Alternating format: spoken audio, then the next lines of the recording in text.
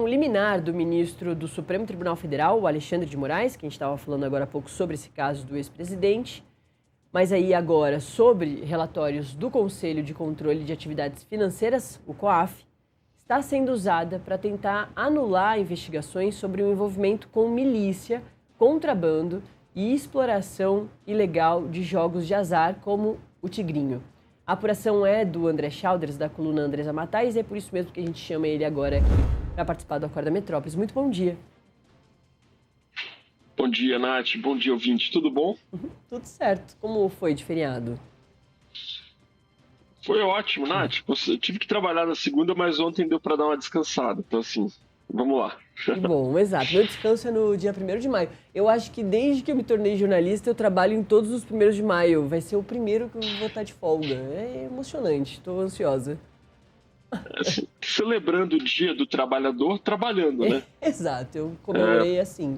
Parte do pacote, parte do pacote nosso, mão de metade dos feriados, né? Perfeito. Mas aí, André Chalders descansa e volta com uma bombinha dessa. Traz os detalhes da sua matéria, o Chalders. Pois é, Nath, o que acontece? O ministro Alexandre de Moraes, ele tinha dado essa decisão provisória, decisão liminar, no dia 27 de março, criando regras ali para o uso de relatórios do COAF, né? Os famosos RIFs, é o relatório de inteligência financeira. Esse tipo de relatório, Nath, ele é o seguinte: toda vez que uma pessoa faz uma movimentação suspeita ou que se encaixa nas regras do COAF, o banco vai lá e comunica esse órgão aqui em Brasília sobre essa movimentação, né? E aí depois todo esse material ele é condensado, ele é analisado pelos técnicos lá do COAF a partir de um algoritmo que eles têm, e aí é feito um relatório mostrando, olha, tal pessoa fez movimentações acima do que a renda dela permitiria, ou tal pessoa fez transações com características de tentativa de burla, né? O famoso, por exemplo, depósito fracionado, para tentar justamente burlar a comunicação ao COAF. Então, tudo isso vai sendo somado, vai sendo acrescentado nesses relatórios, que eles podem depois ser requisitados pela polícia para fazer as investigações. E muitas vezes, Nath, esse tipo de relatório ele é o ponto de início mesmo de uma investigação criminal, porque a partir dali você tem os indícios, você consegue mapear um pouco a rede financeira da pessoa que está sendo investigada, para justamente poder dar início às investigações. O que o ministro Alexandre decidiu? Ele falou assim, olha, primeiro, você só pode pedir esse tipo de relatório depois que você tiver um inquérito instalado, não antes, jamais antes de instaurar o inquérito. E você só pode pedir esse tipo de coisa depois que você já tiver outros indícios sobre aquela pessoa, justamente para evitar, na avaliação do ministro, né, a chamada pesca probatória, que é você fazer uma devassação para tentar encontrar qualquer coisa que possa dar origem a uma investigação, porque, teoricamente, a investigação tem que partir de um fato concreto e ir atrás da pessoa, e não ir atrás da pessoa para procurar os fatos, entendeu? Porque isso seria um tipo de devassa, seria um tipo de perseguição que o poder do Estado não pode fazer contra o cidadão. Então seria uma coisa de proteger o direito do cidadão diante do Estado, né? Que é uma coisa própria de um Estado democrático de direito, da democracia, enfim.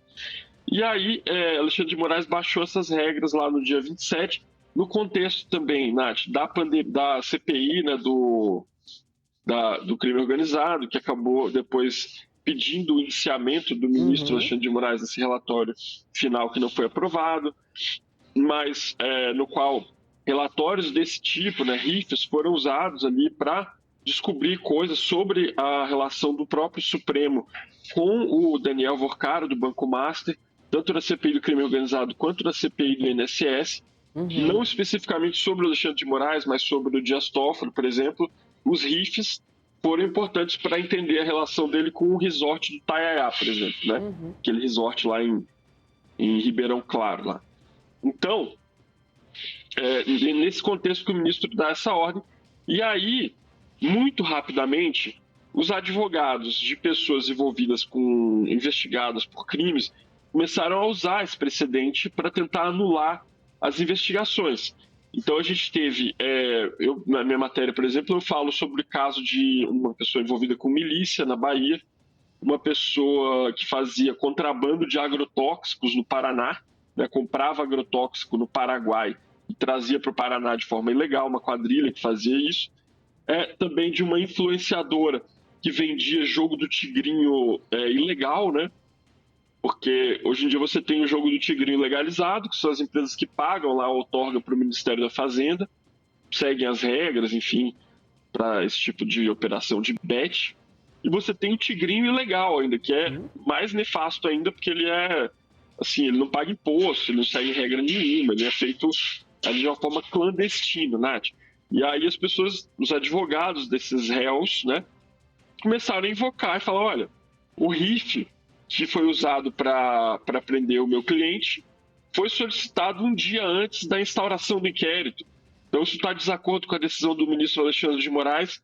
Portanto, senhor juiz, pelo amor de Deus, anule a investigação, anule as provas. No caso desse réu por milícia na Bahia, ele estava preso já, então o advogado pede a soltura dele, né?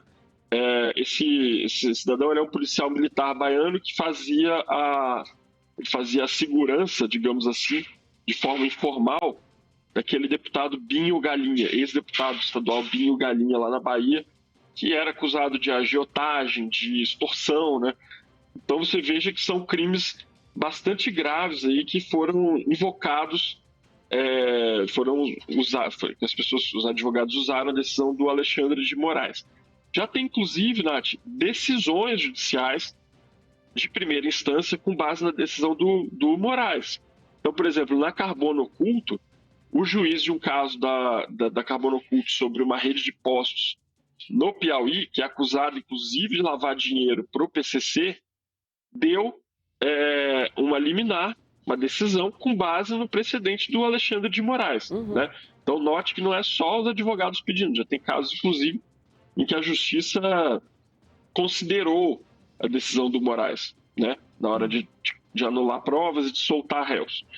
E aí, ontem, na terça-feira, o ministro Moraes ele deu um novo despacho ali no mesmo processo, no mesmo caso, explicando, né, esclarecendo que a decisão dele ela tem efeitos apenas daqui para frente e não retroativamente, não, como dizia Odorico Paraguaçu, para trás mente não está incluso, é só o para frente mente. Então ele teve que fazer essa retificação, acredito que provocado pela reportagem da coluna, mas ele fez essa retificação para deixar claro que a decisão dele só vale daqui para frente, não daqui para trás.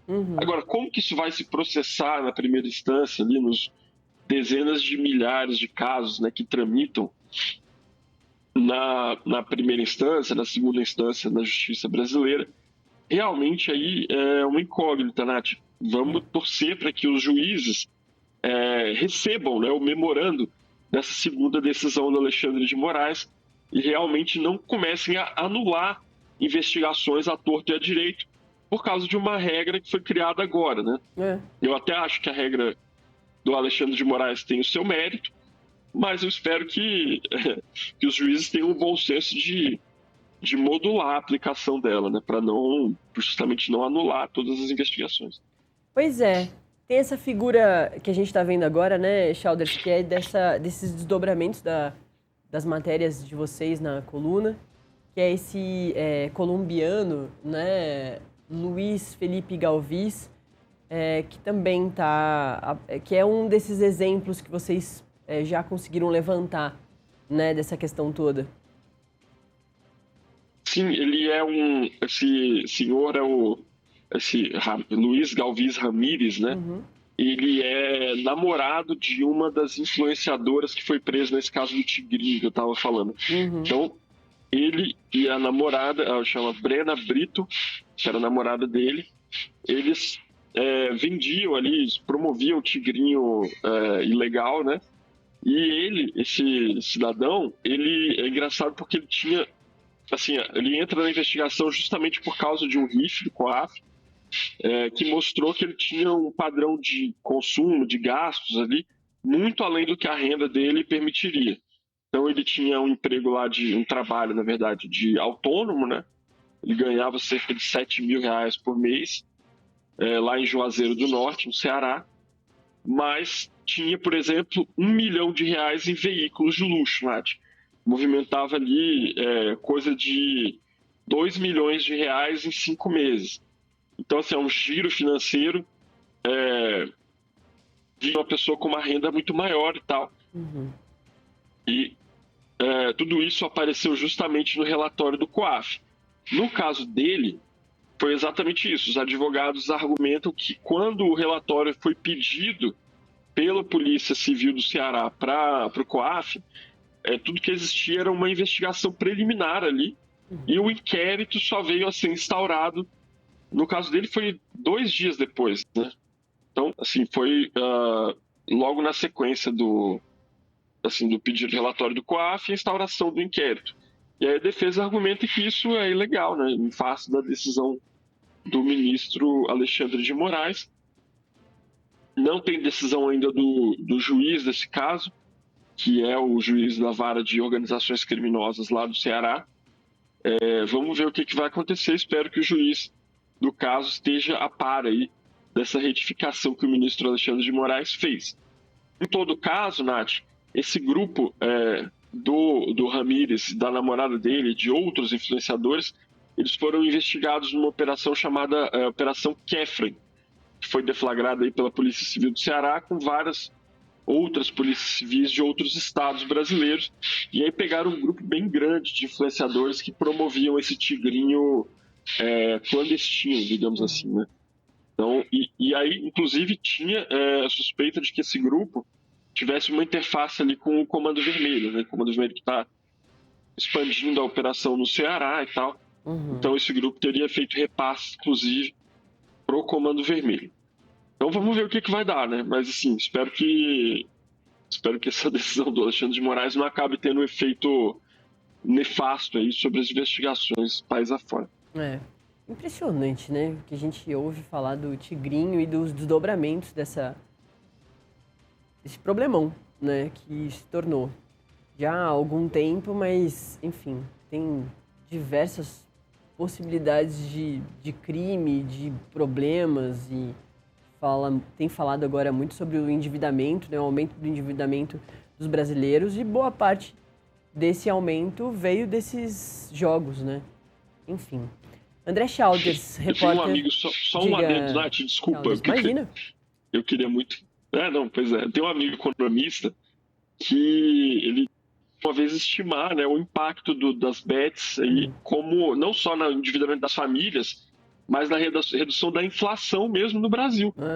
Porque, tipo assim, o sequestro de dinheiro é tão grande por meio desses jogos aí, que você acaba tendo uma redução do numerário de moedas circulando na economia e acaba baixando a inflação.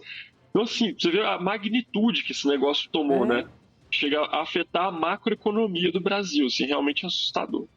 Assustador. Tá certo. André Chalders, da coluna da Andresa Matais, vira e mexe tá aqui com a gente para contar o que eles estão apurando por lá. Valeu, viu, Chalders? Valeu, Nath. Um abraço. Tchau, tchau. Um abraço. Bom trabalho aí. Boa volta depois desse feriadão. A gente ainda segue